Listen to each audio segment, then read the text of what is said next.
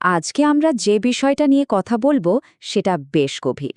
আমাদের চারপাশের বাড়িঘর, রাস্তাঘাট, অর্থাৎ আমাদের স্থাপত্য কিভাবে আমাদের মনের ওপর, আমাদের অনুভূতির ওপর প্রভাব ফেলে। চলুন এই আকর্ষণীয় বিষয়টার ভেতরে ঢোকা যাক। আচ্ছা, ব্যাপারটা কি কখনো খেয়াল করেছেন? কেন কোনো একটা ঘরে ঢুকলে খুব ভালো লাগে, শান্ত লাগে, আবার কোনো অফিসে গেলে কেমন যেন একটা অস্বস্তি হয়, দমবন্ধ লাগে? এর পেছনে কিন্তু একটা বিজ্ঞান লুকিয়ে আছে। একটা খুব বিখ্যাত কথা আছে, যার প্রথম অংশটা হলো এইটা। মানে আমরা নিজেদের প্রয়োজন মতো দেয়াল তুলি, ছাদ বানাই, নিজেদের থাকার জায়গা তৈরি করি। আর ঠিক এখানেই পুরো ব্যাপারটা ঘুরে যায়। যে দেয়াল, যে ঘর আমরা বানালাম, সেটাই কিন্তু পরে আমাদের ভাবনা, আমাদের ব্যবহার, এমনকি আমাদের মানসিক স্বাস্থ্যের ওপরও চুপচাপ কাজ করতে থাকে। এটা একটা দেওয়া নেওয়ার সম্পর্ক। তো প্রথমে চলুন বোঝার চেষ্টা করি আমাদের চারপাশের এই পরিবেশ আসলে কতটা সূক্ষ্মভাবে, কতটা অলক্ষ্যে আমাদের নিয়ন্ত্রণ করে। এই সংখ্যাটা দেখুন একবার, ভাবা যায় আমাদের জীবনের প্রায় পুরোটা সময় এখন কাটে চার দেয়ালের ভেতরে। খোলা আকাশের নিচে প্রকৃতির মধ্যে থাকার চেয়ে ইনডোর স্পেসে আমাদের বিচরণ বেশি। তাই এই ভেতরের পরিবেশটা কেমন, সেটা যে কতটা গুরুত্বপূর্ণ হয়ে উঠেছে তা আর বলার অপেক্ষা রাখে না। দেখুন, গত ১০০ বছরে বাড়ি বা অফিস বানানোর মূল উদ্দেশ্য ছিল কম খরচে, কম সময়ে কাজ শেষ করা, যার ফলে আমরা পেয়েছি অসংখ্য প্রাণহীন বাক্স বাক্স বাড়ি আর অফিস।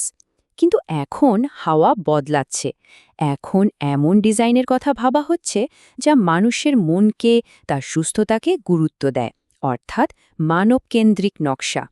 তাহলে আসল প্রশ্নটা হলো, কেন আমাদের চারপাশের পরিবেশ আমাদের উপর এতটা প্রভাব ফেলে? এর উত্তরটা কিন্তু লুকিয়ে আছে আমাদের মস্তিষ্কের সেই আদিম গঠনে।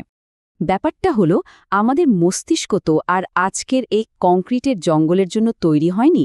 লক্ষ লক্ষ বছর ধরে আমাদের পূর্বপুরুষরা প্রকৃতির মধ্যে খোলা প্রান্তরে বড় হয়েছে। আমাদের মস্তিষ্কের ফ্যাক্টরি সেটিংস বা ব্লুপ্রিন্টটা কিন্তু সেই পুরনো দিনের মতোই রয়ে গেছে। প্রখ্যাত জীববিজ্ঞানী ও উইলসনের এই কথাটা দিয়ে বিষয়টা পরিষ্কার হয়ে যায়।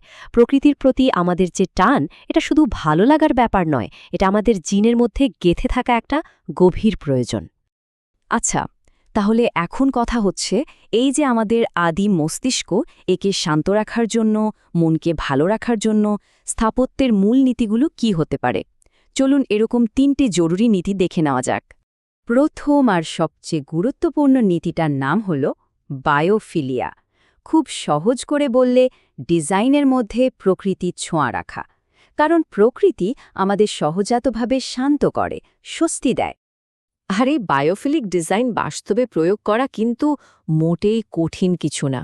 যেমন ঘরে বেশি করে প্রাকৃতিক আলো আসার ব্যবস্থা করা, জানালার পাশে সবুজ গাছপালা রাখা, বা প্লাস্টিকের বদলে কাঠের আসবাবপত্র ব্যবহার করা। এই ছোট ছোট জিনিসগুলোই কিন্তু আমাদের মনে বিরাট ইতিবাচক প্রভাব ফেলে। দ্বিতীয় নীতিটার নাম হল প্রসপেক্ট ও রেফিউজ। এই ব্যাপারটা আমাদের সেই আদিম প্রবৃত্তির সাথে জড়িত। আমাদের পূর্বপুরুষদের যেমন চারপাশটা খোলাখুলি দেখার দরকার হতো, যাকে বলে প্রসপেক্ট, তেমনি শিকারীর থেকে বাঁচার জন্য একটা নিরাপদ আশ্রয়েরও মানে রেফিউজ প্রয়োজন ছিল। এই দুটোর একটা পারফেক্ট ব্যালেন্স আমাদের মনে একটা অদ্ভুত নিরাপত্তার অনুভূতি তৈরি করে। যেমন ধরুন, জানালার পাশে রাখা একটা আরামদায়ক চেয়ার, এখান থেকে বাইরেটাও দেখা যাচ্ছে, আবার নিজেকে সুরক্ষিতও মনে হচ্ছে। এই ভারসাম্যটাই আমাদের মস্তিষ্ক ভালোবাসে। তৃতীয় নীতিতে যাওয়ার আগে একটা প্রশ্ন। আচ্ছা, একটা মজার জিনিস খেয়াল করেছেন কি? কোনাকুনি বা ধারালো জিনিসের চেয়ে গোল বা বাঁকানো আকারের জিনিস দেখতে কেন বেশি ভালো লাগে? কারণটা কিন্তু বেশ সোজাসাপটা। আমাদের মস্তিষ্ক অজান্তেই ধারালো বা কৌণিক জিনিসকে বিপদ হিসাবে ধরে নেয়, যেমন একটা ভাঙা কাঁচ বা কোনো ছুঁচলো বস্তু। আর অন্যদিকে গোল বা বাঁকানো জিনিসকে নিরাপদ মনে করে, যেমন মসৃণ পাথর বা ফল। তাই বাঁকানো ডিজাইনের আসবাবপত্র বা স্থাপত্য আমাদের মনে একটা স্বস্তির অনুভূতি দেয়। চলুন এবার দেখি, এই যে এত কথা বললাম, এই নীতিগুলো বাস্তবে আমাদের রোজকার জীবনে, যেমন ধরুন একটা অফিসে, কিভাবে কাজে লাগানো যায়। এই টেবিলটা দেখলেই পার্থক্যটা পরিষ্কার বোঝা যায়। একটা সাধারণ ফ্লুরোসেন্ট আলোয় ভরা অফিসের চেয়ে একটা বিকাশমান কর্মক্ষেত্র, যেখানে প্রাকৃতিক আলো আসে, সবুজ গাছপালা আছে আর কাজের জন্য নানা রকম আরামদায়ক জায়গা আছে, সেটা কর্মীদের মানসিক স্বাস্থ্যের জন্য যে অনেক বেশি ভালো হবে তা তো বলাই বাহুল্য। আর সবচেয়ে ভালো ব্যাপার হলো এই নীতিগুলো প্রয়োগ করার জন্য খুব বড় কোনো আয়োজন করার দরকার নেই। এই ৩টি সহজ ধাপ অনুসরণ করে যে কেউই নিজের থাকার বা কাজ করার জায়গায় একটা ইতিবাচক বদল আনতে পারে। শেষে এসে আমাদের এটা বুঝতে হবে যে এই আলোচনাটা শুধু নিজের ঘর বা অফিস সাজানো নিয়ে নয়, এর প্রভাবটা আরও অনেক বড়। এটা আমাদের সবার সম্মিলিত সুস্থ ভবিষ্যতের জন্য খুব জরুরি। আমাদের চারপাশের পরিবেশকে দেখার দৃষ্টিভঙ্গিটা এবার বদলানোর দরকার। এটা শুধু দেখতে সুন্দর লাগার ব্যাপার না, এটা আসলে আমাদের মানসিক আর শারীরিক স্বাস্থ্যের একটা অংশ। বলা যেতে পারে সঠিক স্থাপত্য এক ধরনের প্রতিরোধমূলক স্বাস্থ্যসেবার মতোই কাজ করে। এই কথাটা আমাদের একটা অসাধারণ সম্ভাবনার কথা মনে করিয়ে দেয়।